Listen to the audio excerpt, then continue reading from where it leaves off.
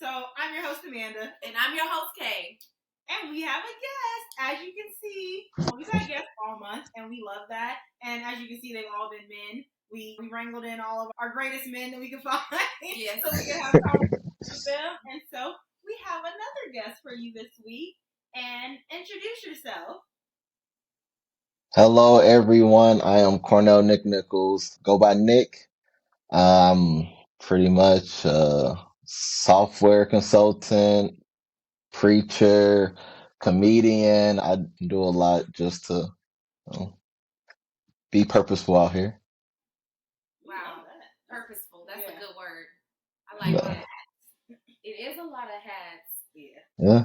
Comedian. I always forget the comedian part because I've never been to one of your shows, but I did hear you're super funny and your shows are amazing. But I always forget the comedian aspect. Okay. Yeah, so like he said, he wears many hats, and today we're going to talk about all those things that he do and how he basically maneuver his life with all these hats. And also, he's going to give you guys some advice about what he would give to his younger self, talk to the person he was 20 years, 15 years ago. I love it. Hey. So we're still on our Hey, way you. of making Yeah, sure that can I have a the men conversation take with you care really of the quick? men, Are you 'cause someone who's we don't struggling know financially? not. Do you struggle to And we're budget, still on the save, or way even of understand the men's various mental health financial and just concepts that are out the there? conversation. Would you like to learn more about these concepts and the options that are available to you and your money? Do you just want your money to be making more money and at a quicker rate? Would you like for you to be making money in your sleep? If any of that sounds like you, I highly suggest grabbing All my right, let's brand new go. ebook, The 7 Power Tools to Building Wealth, Simple Financial Toolkit to Everyday Life Situations. In this book, I cover everything from the fundamentals to the kind of complicated concepts Oh, that are yes, out there I'm that you've married heard of to but my don't quite middle understand. school If sweetheart. you're ready to take the next step to your financial Bree, journey, we what are you still crossed doing here? Go paths click at the St. link in my Louis at bio and grab Central your Middle copy School, today. 7th grade. She came to my 13th birthday party. We were like boyfriend, girlfriend type stuff. But then back then, during the summer, it went on social media and nothing. So we pretty much just went our separate ways. I played basketball. I wasn't trying to sit on no phone for hours. I'm playing basketball. And then we rekindled, we reconnected like in 2016. We both like 25. And I slid in them Snapchat DMs. Not the Snapchat. Oh, yeah, it was because not anymore, but before work, I used to, just for entertainment, I used to just go on Snapchat and see what's going on. And Bree posted something, and around my morning, that's when I respond to everybody. Then I just said something. I don't know, forgot what I said, but then we just kept communicating. The next thing, she suckered me in, got a ring. She snatched So him up. I love it. I know. So we've been married got married in 2018, so 5 years. Yeah. That's amazing. Congratulations. Yes, Thank you. Thank you. It's a really, truly, a really amazing thing to see you guys together. The family that you built with my beautiful sister and my beautiful niece. Like, that is amazing. Can you tell us a little bit about some of the ways that you had to prepare your mental health for being a husband? Yeah, I would say that first of all, everything was new to me. One, like you said, I built a family. I personally don't have any biological children, and so stepping into that role already, it was already 9 or 10, so that's already that foundation is built. So it's what part do I play? And so I really had to get over the mental hurdle. Am I enough? Because I'm like, I never did this before, and I didn't want to. I don't know what to do. I've never been in this position before, so I'm coming with that. Okay, step into the father role, and at the same time step into a husband role. So it's like I'm trying to balance two roles at the same time and understand it. And this thing called marriage in general, because you got two people with two different backgrounds. Even though we knew each other and stayed in contact a little bit, it's still two different backgrounds. You got a single parent background, and then a college student, bachelor, I live life how I want to live. I don't have no responsibilities really. And so merging those two together, I really had to be strong mentally and be okay with knowing it's some stuff I'm not going to know and it's going to be learning on the way. It's just being okay with knowing I'm going to always be a student. I like that. I really like that. Yeah. I'm still trying to figure this thing out, but I just want to know I just do the best job as I can be in the season of life I'm in. Yeah. So, like you said, you entered a relationship with the person who had a kid. When you guys like got back together, like boyfriend or girlfriend, did you know you wanted to marry her? No. I that was the first time. Like, I'm a spiritual person. That was the first time like I ever did a fast and meant it. Like, some fasts be on accident, like I hadn't eaten in a while. But no, this is like a purposeful. This was like a purposeful. I don't like wasting people time. Yeah. I like, and so I'm like, if this is something I really want to know, this is who is supposed to be with. And so when we just started dating and in our 20s now, I'm like, okay, it's something here. Let me really see, because if it's nothing, I'm not dating just for fun. No, that season of my life is over, and I'm good with that. But when I saw that, okay, she's really that person that God has for me, then I feel good about it. I don't, as long as I'm at peace with the decision, I feel good. And I was at peace with the decision of putting a ring on her and making this family into one and moving forward with it. Now we 5 years strong. Yeah, you guys are 5 years strong. That's Time be flying. right. Yeah, it feels like to me like I just seen y'all wedding pictures, like yesterday, like as if y'all just got married. Yeah, we was talking about it. I'm like, wow, we straight 5 years in. Like, we still surprised ourselves. She was like, "You've been putting up with me for 5 years." I said, "I know, that's crazy." Yeah, if just blink twice. Hey, everybody say that. Everybody be like, "Look, I don't know how you do it, but are you good? Are you good?" Blink. I I'm like, "I'm swear, fine." got a very dynamic personality. Uh, So, as far as like the fatherhood thing, can you talk a little bit about like the relationship that you have with your dad and how it like helps you be the best father that you could be? yeah. So, unfortunately, my parents like got divorced. I think I was like 8 or 9 years old. And so when that happened, that changed the dynamics all in itself. Growing up, I'm a military kid, so I learned a lot when it comes to structure. Like, that's just my mom is military. Now my dad, he was military and he also OCD, so he's super. It has to be in place, and that all poured out on me. And then when it came to different sporting events and stuff early on, like prior to the divorce, he was around, especially during my baseball, Matthew Dickey baseball and all that stuff. Hey, Matthew But then Dick. after, oh yeah, Matthew Dickey's, yeah, and that was my thing. And then unfortunately, when that happened, he just kind of ventured, wasn't really active anymore. Yeah. And so I didn't let that impact me. I just knew that, okay, I know a lot of times you can look at people older than you or doing it at a higher level than you and learn things that you shouldn't do. Yeah. And so I got some things from him that I really liked when it came to the supportive side of my baseball days. But then there's things I'm like, okay, I would definitely, no matter, especially, I always say, no matter what's going on between me and a mama, I'm there for the kid regardless. Like, I'm gonna have to do. I travel a lot, especially when I was doing shows way more than I'm doing now. I'll make sure that I come home and make an event, or I'll work my schedule around a school event. If I'm doing open mic late at night, okay, y'all, let me put me up early so I can be home to say goodnight. Things like that. I just want to be like, one thing you're not gonna knock is she gonna know I'm here. Like, my presence is here. So that's how I approach father. It's just the presence alone. Like, he felt, I guess that's old school father. I don't know. He felt since he couldn't provide the presence, he didn't really show his presence. And I'm like, no, your presence was enough. Like, I really like your presence is powerful. And so that's how I learned the power of presence when it came to him. Ooh, that's a really good takeaway. That is a great Okay. take. Yeah. I love that. I love that. And you guys have a very dynamic relationship. To see them together, like I've been knowing Ava since she entered this world. And to see her like grow into a young adult, she's a teenager now, and watching the way you guys interact and like the pranking and the TikToks and the reels and stuff, it's so cute to see it. Yeah. I think, like you said, you are her child based on like you wanting her and not given to you, but you want her too.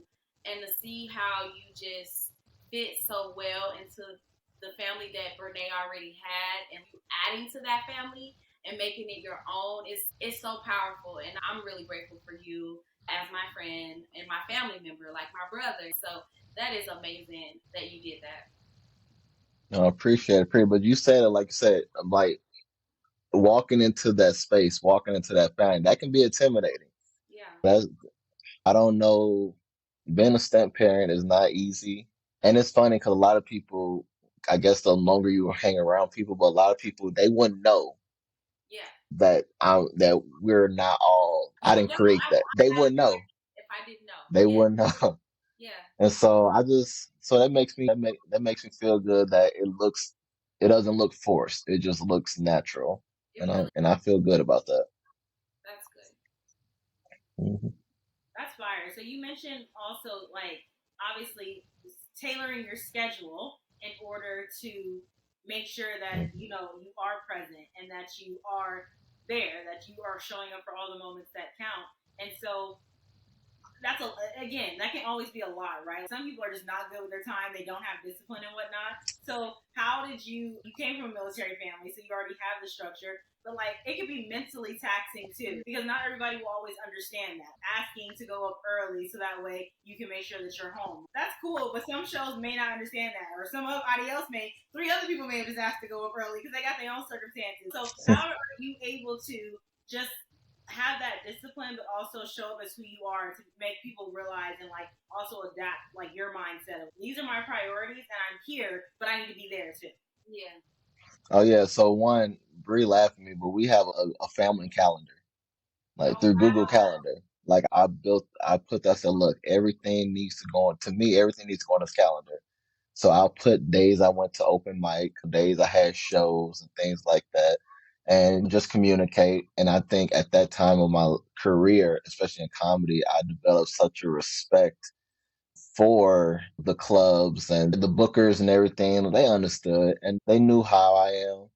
And I felt like I put myself in a position where I'm like, hey, I'm not, because it's a thing in the comedy world. If you're trying to bump, it's called bumping. If you like, hey, I want to get up front now, it's kind of like a disrespect thing. I'm like, look, that's not me.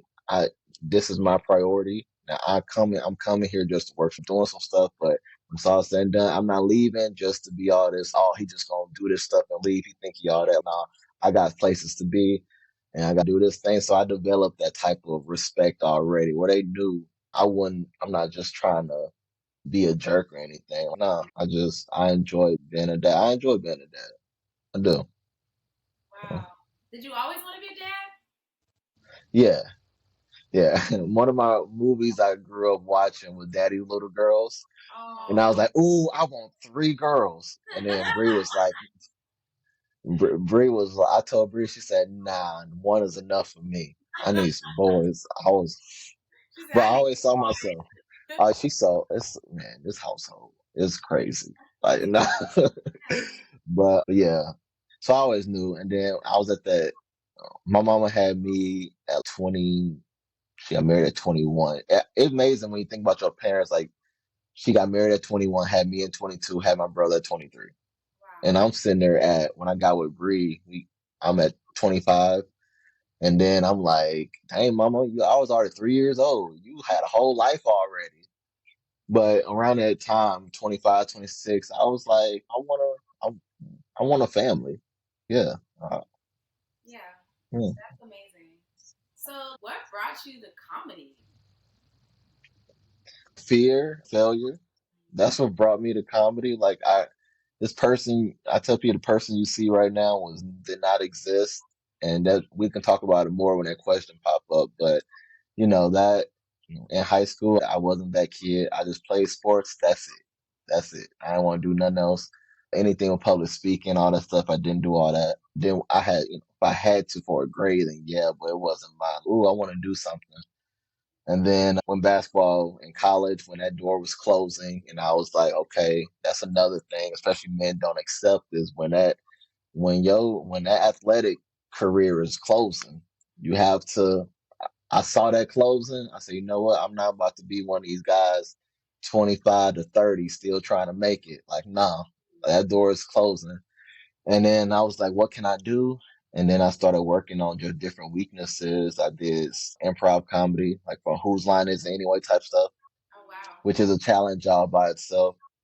But I did it. I felt good, but I still didn't feel good. I came on my shell, but at the same time, with a group, you could still hide. And I was still hiding behind. I had some funny stuff to say and some funny stuff to come to mind. And when I did it, it was funny, but my coach was always like, just go out there and do it. I'm like, nah. And then I said, I got to do stand up. I have no choice. You can't hide up there. You can't hide. Like, it's you. It is you. And I did it just out of some in college talent show. And I kept doing it. I was getting compliments on like my writing from different people, like some different comedians that I respect. And I kept doing it. Next, it became a thing. I kept doing it. Next thing you know, some success started coming. I kept doing it. I said, oh, wow, this is cool. And now it's like a little passion of mine. And every now and then I have that itch. I say, I got to do something that helps me ease the pain. Some people work out and stuff. I work out doing jokes. Oh wow. I love that you said that because that was literally one of my questions. Like, I feel like comedy can come from a lot of things, but some people I do feel like use comedy as a way to get through whether it's embarrassment or pain or anything like that. Like they turn that pain to like power through comedy, or they help other people by through their comedy, working through different traumas and whatnot. Hey, you. Yeah, can I have a conversation with you really quick? Are you someone who's struggling financially? Do you struggle to budget, save, or even understand the various financial concepts that are out there? Would you like to learn more about these concepts and the options that are available to you and your money? Do you just want your money to be making more money and at a quicker rate? Would you like for you to be making money in your sleep? If any of that sounds like you, I highly suggest grabbing my brand new ebook, The 7 Power Tools to Building Wealth, the simple financial toolkit to everyday life situations. In this book, I cover everything from the fundamentals to the kind of complicated concepts that are out there that you've heard of but don't quite understand. If you're ready to take the next step to your financial journey, what are you still doing here? Go click the link in my bio and grab your copy today. At first, it wasn't like anything. It was just me just wanting to be a better version of myself. But then as I started doing it, I'm like, I really like doing this stuff because a lot of people can do it, but I'm like, wow, I'm actually experiencing some type of success doing it. Yes. And who would have known? Like my family caught them off guard. And even Bree, when she came back around, he like, wow, this is the life of an actual comedian. So we in green rooms and stuff like that, and she see the process of just going before the show starts and whatnot. And I'm like, I like this stuff. And so now it's every now and then I still write because my path I wanted to go down was like sitcom writing or just show writing because I always got compliments on my writing. And so I wrote, perform, I wrote other people's stuff. I wrote my own web series. I did different things like that. So it's just like a little passion of mine, and I'm not going to be in the NBA or nothing. So I still shoot basketball and play basketball and stuff, but comedy is just one thing where it's like I have to do it every now and then. Just it's something for myself. A lot of times we can get so caught up doing things for other people, exerting ourselves on other people, pouring out for other people, but it pours back into me. It makes me feel good. I love that perspective. Yeah, that is amazing. Like, you hear a lot of people talk about seeking other like avenues to feel that fulfillment, and you use comedy. And like you said, I love the part where you said like, when I'm feeling a little down or I need a little something to pick me up, it always grounds me. And I love that you have something that is so intoxicating, like laughter, because if you make yourself laugh, you can change your whole mindset just by smiling. So that is Yeah, it's funny because people don't really now that I'm on the other side of it, you really see the power of it. You really see the power of the laughter and how laughter is medicine and being the recipient of that. That's why no matter what I was going through, it's like I have to perform because I don't know who came here just needing a laugh. And so my job is to provide that medicine, no matter what I'm going through. The audience don't care about what you're going through. They paid money to get their mind off what's stressing them out back home. Yeah. So Mr. Funny Guy, I'm dead. Does your sense of humor get you in trouble sometime in your household? Nah, Bree's sense of humor is ruthless. You I'm know like, it? it's ruthless. I'm like, yo, what? Being on blast now. Oh man, she be saying so. I'll be sitting there. I told her, I said, I would laugh. I said, you do not need a platform. You do not. That's one thing you don't need. No, but nah, mine. No, we laugh. I say some stuff. We be bugging up and stuff. But she be saying, I'm like, all right now, nah. Goodness gracious. All right. Yeah, and she just be bugging up. I say, girl. But no, but it's funny when we laugh together. Like we'll see some stuff and we'll just start going and just watching shows and going in on it, cracking jokes on it. We be having a good little laugh. But she was like, "Ooh, I'm the comedian." I said, "You taking it too far now." Like, She got a first. Hold on now. Hold your horse. yeah, no, I'm like, no. She's in this. I say in this house, yeah, in this house, you be saying some outlandish stuff, and I'll keep it in the house. But girl, good, don't you ever go on that stage and say that. You better be ready to fight. Yeah, because there's a level of like understanding and psychology that goes into comedy. That's a skill that, like you said, not every people can do it, but not everybody can actually do it. So and now you're a preacher. Like, how did that happen? I've always been. I'm a church boy. I always been a church boy from my great grandmother. I was blessed to lived 25 years of my life with a great grandmother. A lot of people don't have a big mom or great grandma, so she didn't play. Like that generation, that she did not play about some church. Yeah. And so with her, then my grandma, then her little whole lineage, we've been in church, had to participate in church. I can't sing, but of course, when you're a kid, they throw you in that kid choir real quick. Yep. I'm like, I can't sing a soul, but she like, y'all gonna sing something. Yep. God don't care how you sound. I started at soprano and ended at alto. So, I'm like, I don't, and then I remember when I got to like middle school, she gave me the option, like, okay, you don't have to sing, but you got to do something. You want to usher? I said, I'll usher. Get me from that choir, please. And so I ushered, and then I've always been one of them kids that it always interested me, just me personally in the Bible and just spiritually, it interested me. And I was probably only one of the few kids in high school that actually like I say, carved out time. Like my basketball coach on Wednesdays is Bible study, but when you in varsity at Riverview, varsity practices were like 5:30 to 7, sometimes later than 7. But Bible study started at 7. So I tell my coach, hey, can I leave 10 minutes early so I can make it a Bible study? And what he gonna say? No. But he was a man of God, so he was just like, commend that. Like you need to do, but you didn't really see high schoolers making moves like that, prioritizing that, and it just felt right to me. And I was probably one of the few kids that actually participate in tithing and things like that. And then one year, my bishop, he pretty much wanted to get more youth involved at church.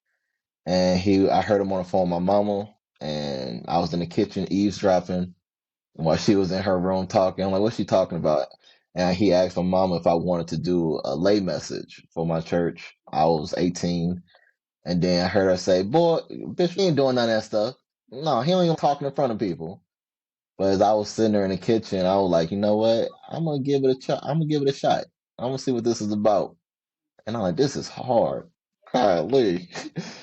But I did it, and then over time, it just kept being on me even more. And it's always been just something, just me personally in my spiritual life.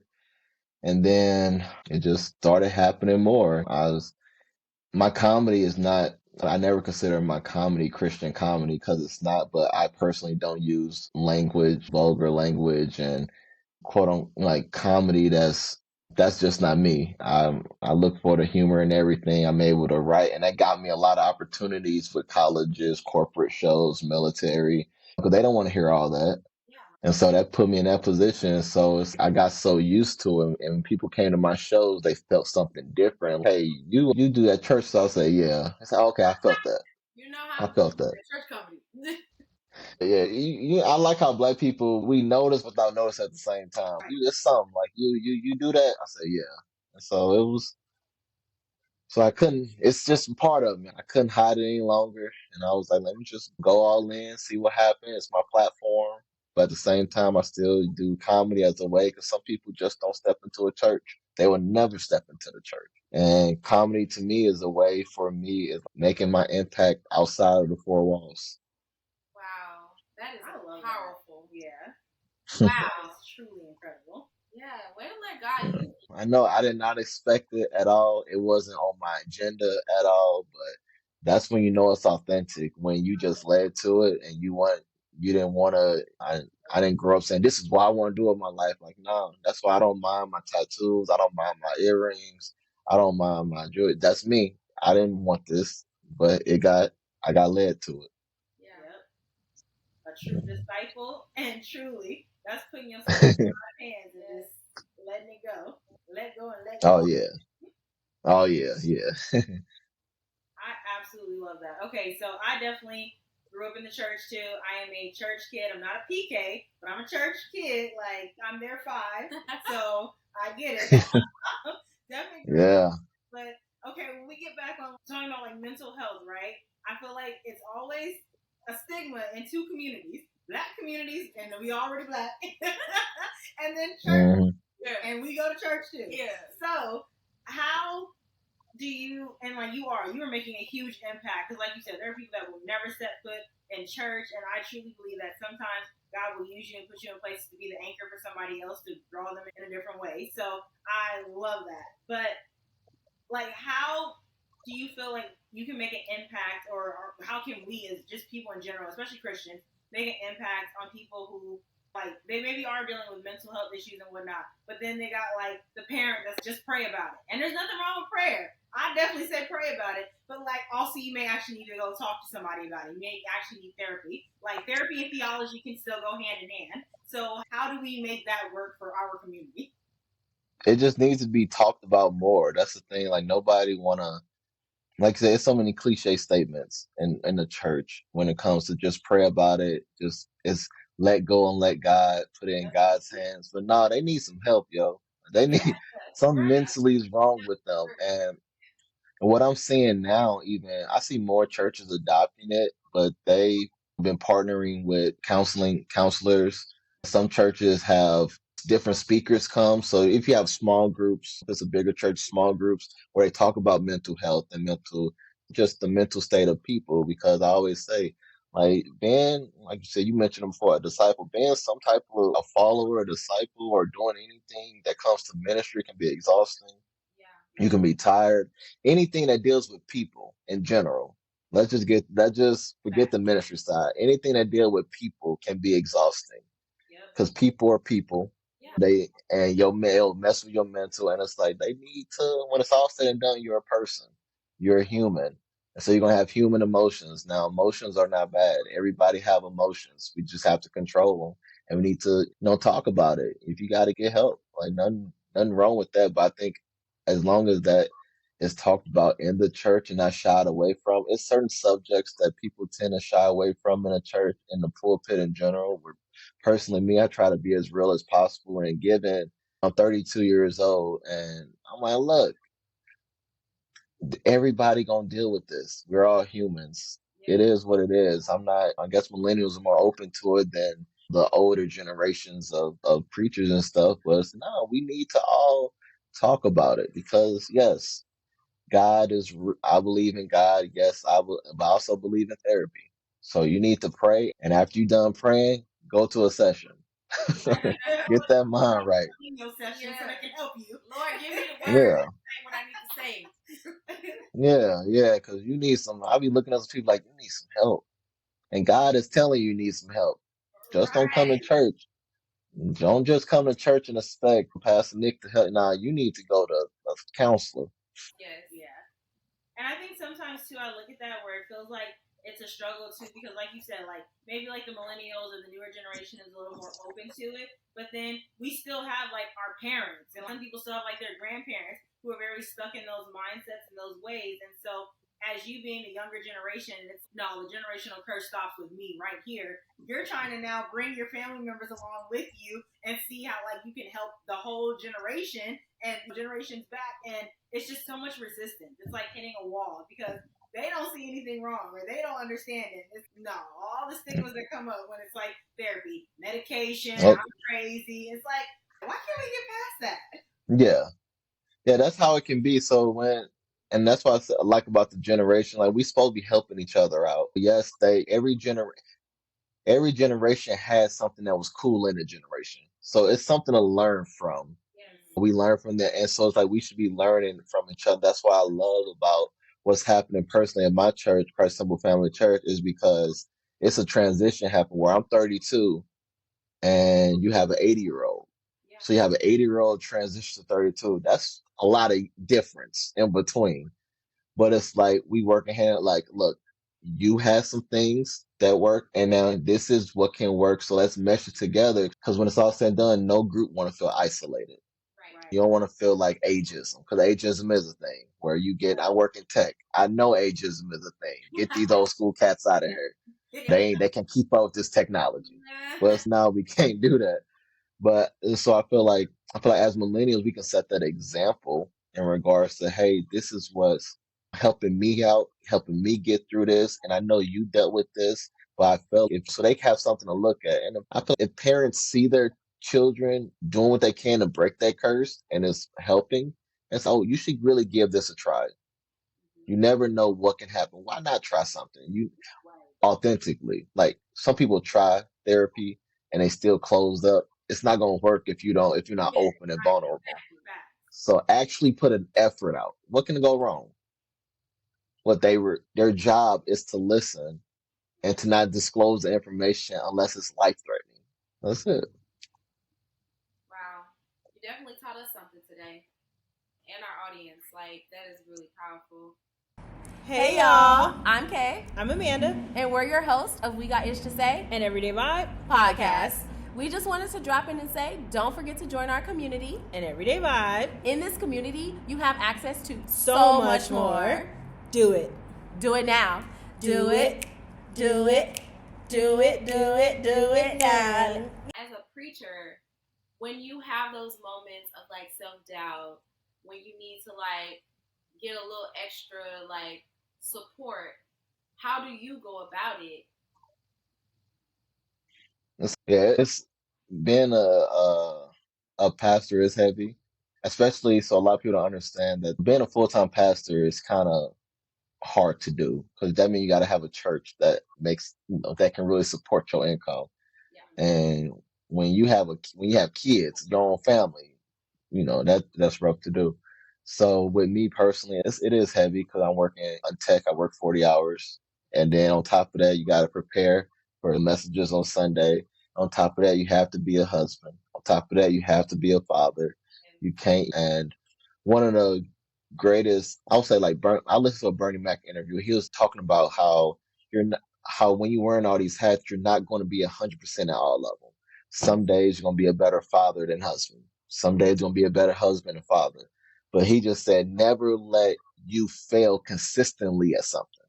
You can't go a week and being a bad father. You can't go a week being a bad. But no, some days it's higher than others. Some days, and I had to get comfortable with that, knowing that, okay, this day I didn't really hit it like I wanted to. So tomorrow I'm going to go ahead and pull back in this area and pick up in this area.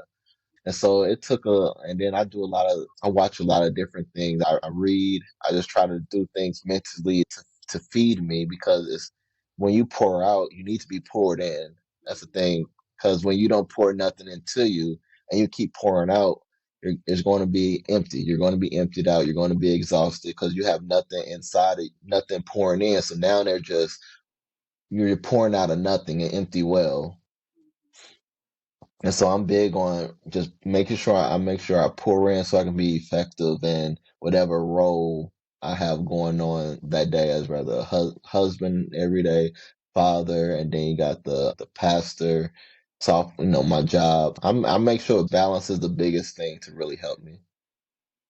Yeah. Okay, so I have a question that it made me think about it, and this is a little left field, so we gonna circle. Okay. But it made me think about it. So obviously, a lot of people have been talking about and going crazy over that whole like Gabrielle Union interview where she was like, it's 50-50 in my marriage. Oh. Everything is 50-50. Oh. And I'm like, no, wait. Yeah. Talking about money. I think she was talking about money. I really don't know because I didn't watch the interview. I probably shouldn't. Sorry.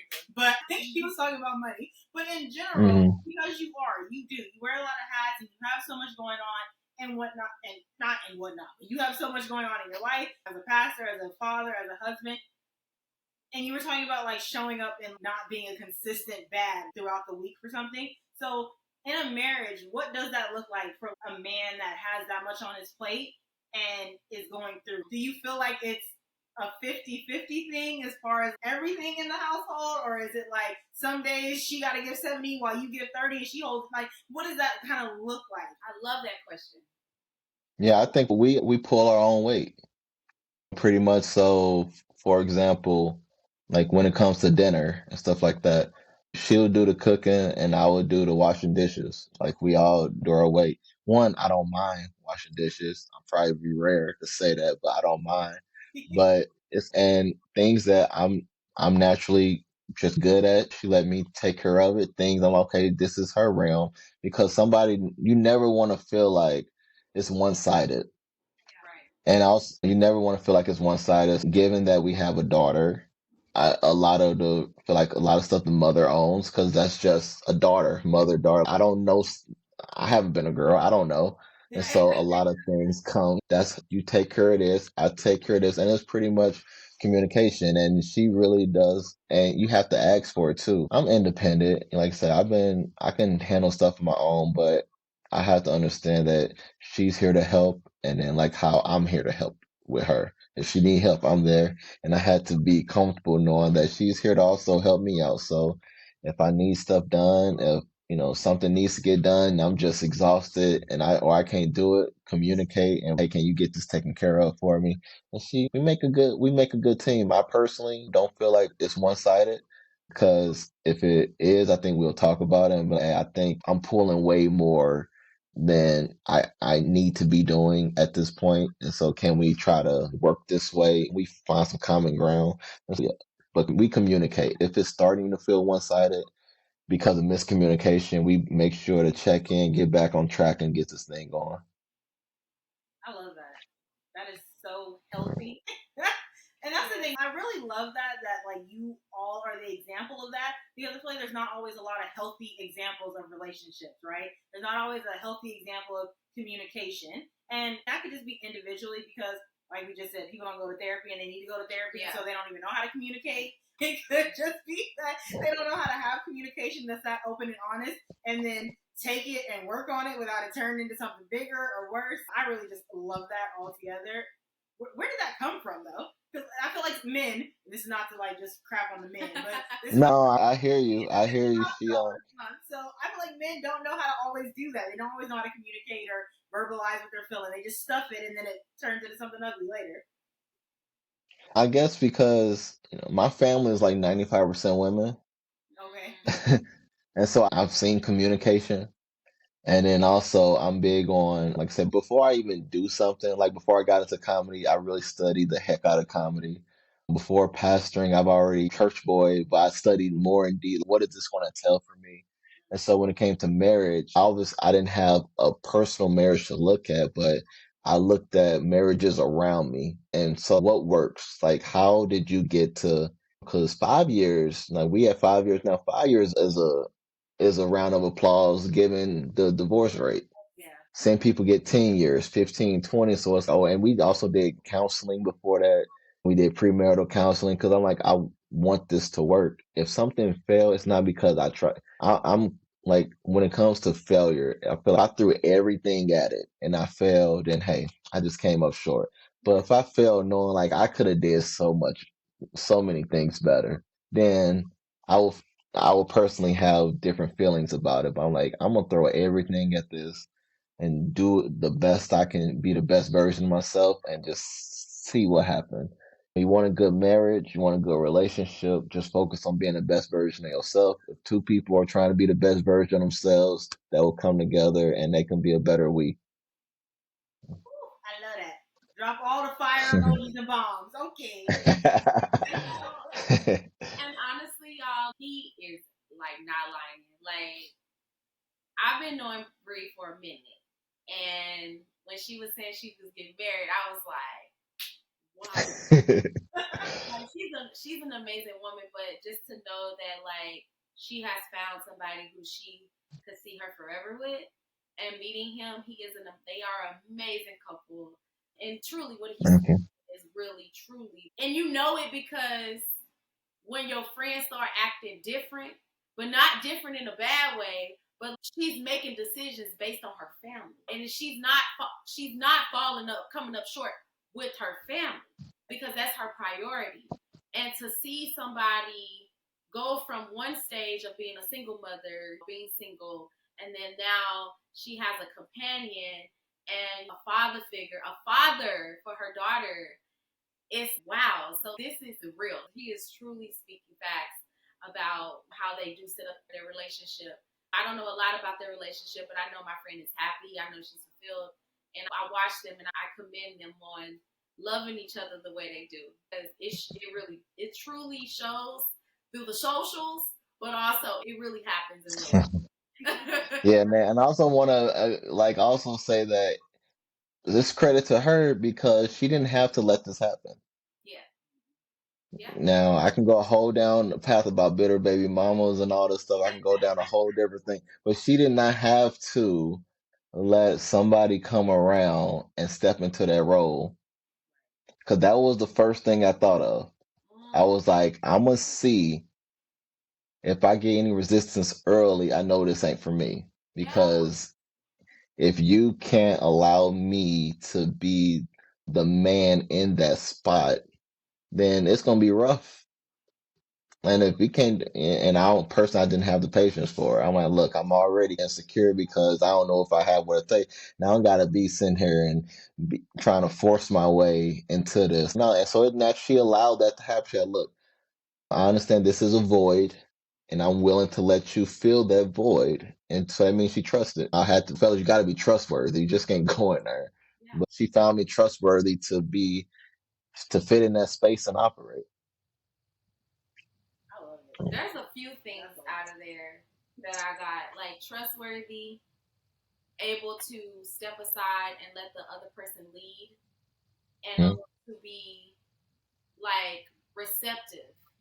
A lot of people want to be married. A lot of people want to have a companion for their children because maybe they are a single parent, but you hit it right on the nose.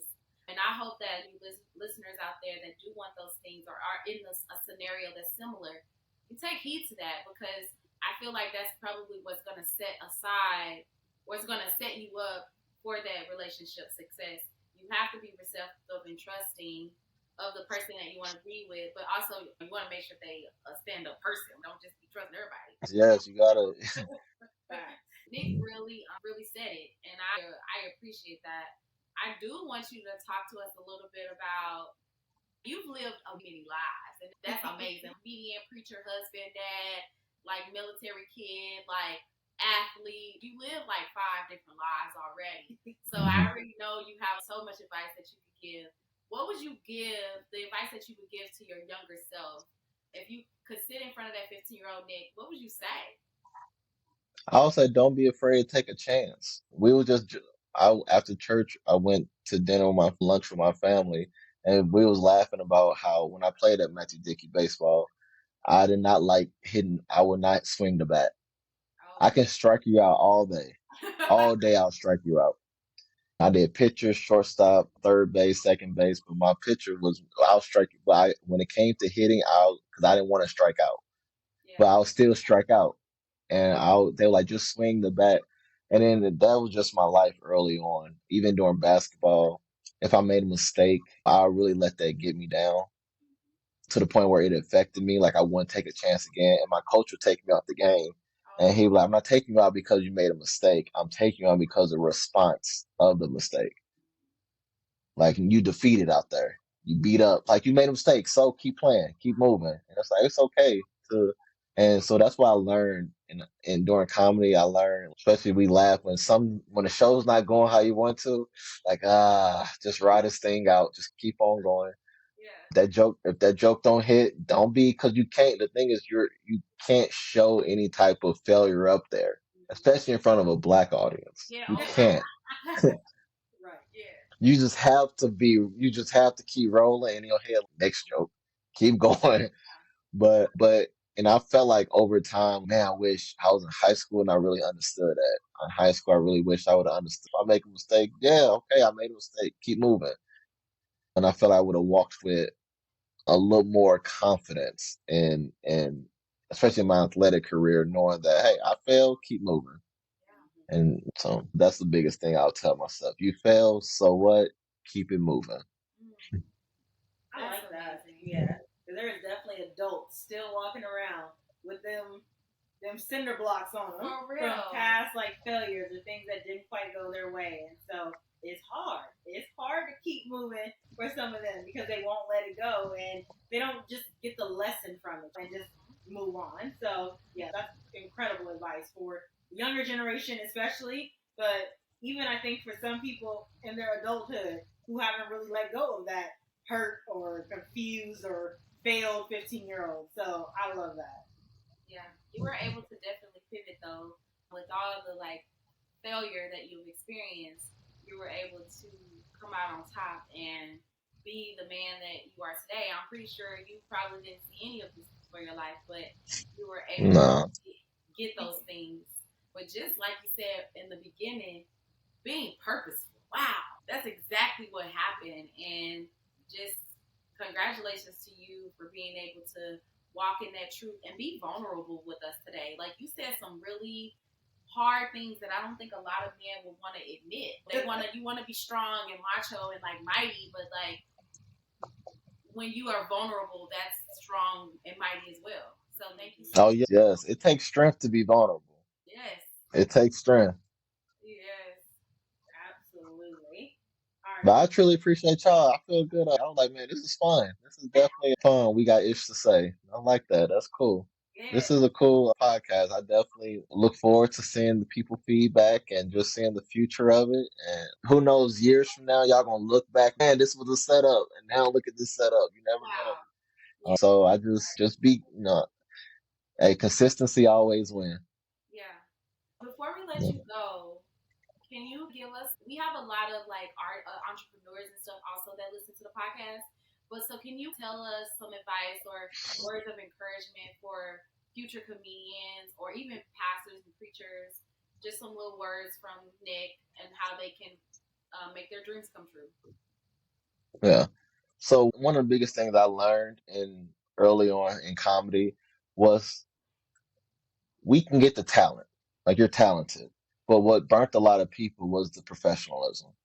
That's what burnt a lot of people, especially in just in my comedy world when I was in Kansas City doing shows. I learned so much in college. I was the comedy director, so I learned so much behind the scenes of how it looks and how it works, how it operates, and how professionalism is a big thing.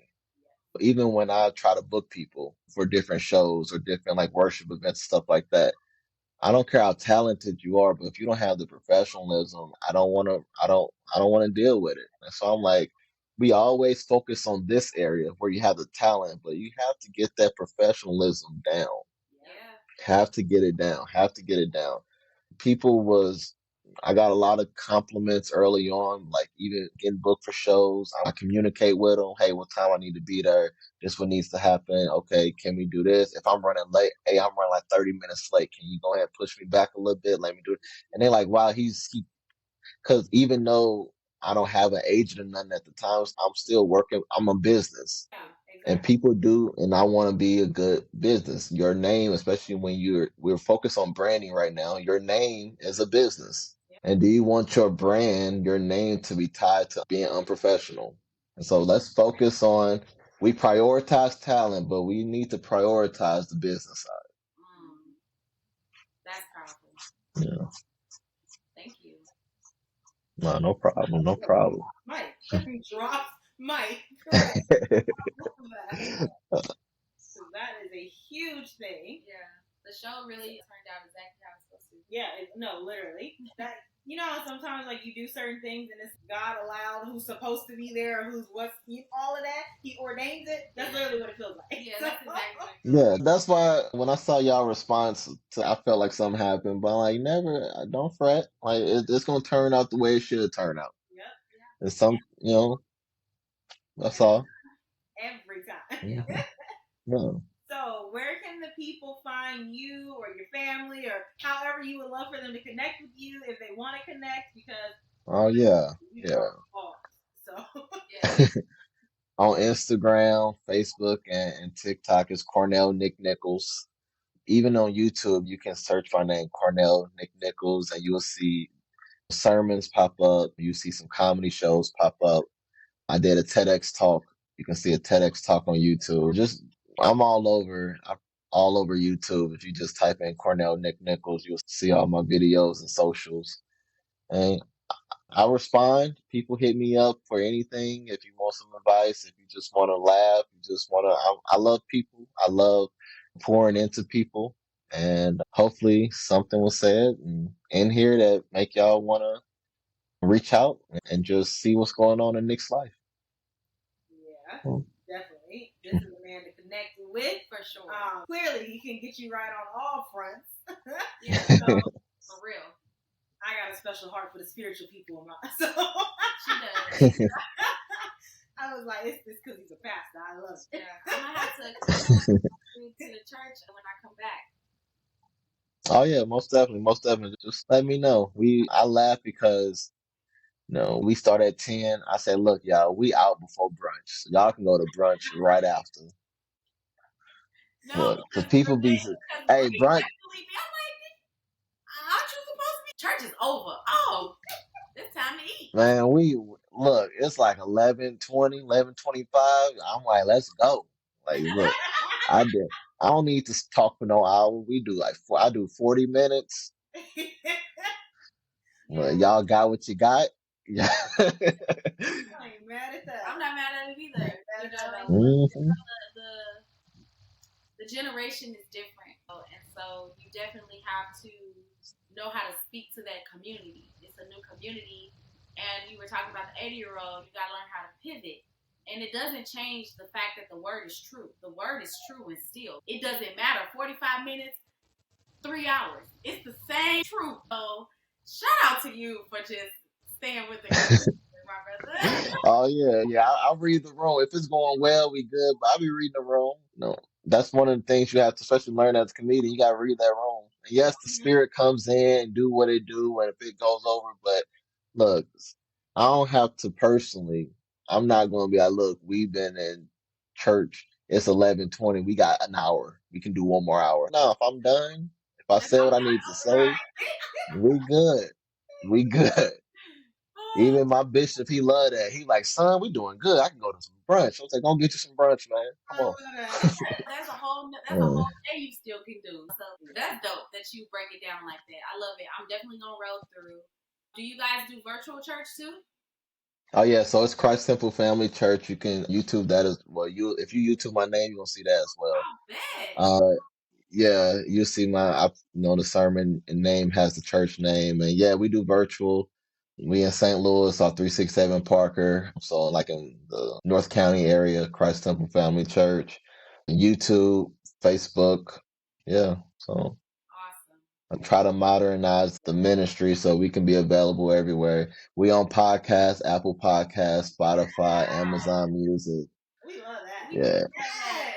Yeah, the thing is that we're a small church, but I move like a big church. So I see what they're doing. I said, look, y'all, they got we can have a little podcast too. So now if you want to listen to me, you can go to Spotify, Amazon, Apple. Well, That's beautiful. I love that. No, that is fire. Your small church move like big church. As you should. yeah. God has put on your heart, Yes. and that's like, why wouldn't you? So absolutely, because people do. They need the word any and everywhere. Like the pandemic was not a great thing, but the one thing I'll say about the pandemic is I felt like it gave people who didn't go to church or who were afraid to go to church because of judgment or whatever, it gave them ways to go on YouTube and literally find God for themselves in any church that popped up and spoke to them that day. I was like, that's a blessing. Why shouldn't you be able to be a resource? Yeah, for real. Oh yeah. I know that's a whole nother. But you want to talk? That's a whole nother podcast you just brought up. Talking about that judging folk. Oh goodness. Yeah. Hey, we'll put you back on the calendar. Yeah, we're gonna have to put you back on the calendar. Like another little conversation catered to you as well, because I would love to know more about you as a pastor and just your mythology. Like, you are amazing, and I'm glad that I got to sit with you and talk to you a little bit more. This is the first time I think that we actually been able to be deep with each other. And thank you again for being on the show. Guys, please follow Mr. Cornell Nick Nichols. That's where you can find him on all the socials. You can also tune into his church, Christ Temple Family Church. You can see that on YouTube as well, podcasts, all that good stuff. Yeah. And please don't forget to follow our podcast on Instagram, TikTok, and Twitter. We're also on YouTube. That's where we put all of our live recordings of the show. At We Got Itch to Say Pod. On Twitter, it's We Got Itch to Say Pod with the number 2. Don't forget to follow me, Kalita or Kay. I got the sunglasses at Everyday People World on Instagram. Also, everydaypeopleworld.com. It's summertime, baby. What your eyes doing? We outside.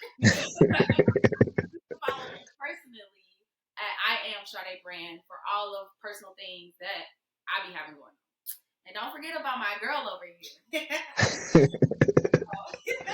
You, of course, can follow my personal page at smile_4_Amanda. I promise I might change that pretty soon and make it real easy for y'all. It's gonna change real soon. But don't truly follow me there, because yes, it's my personal life, but it's also all of the business things as far as finance, making sure that you are happy and wealthy and doing the right things with your money. Outside of that, you can always follow the brand as well, Love Vibes, aka Life of Victory, that speaks to really just the mental health, like we've been talking about all month, right? It's got your journals, your apparel, all of that. So don't forget to follow us, both of us, and we'll have everything down in the description box for you as well. Until next time, bye. This episode is brought to you by Everyday People at Sunglasses Brand. This is a unisex brand for men and women. Most of the styles are going to be for your everyday wear, for your looks, whether you're in the club, whether you're going to a high classy event, or you just want to be a little shady. Ooh. We got shades for everybody. We also have affiliates links. Once you shop and your friends shop, you can get a piece of the pie.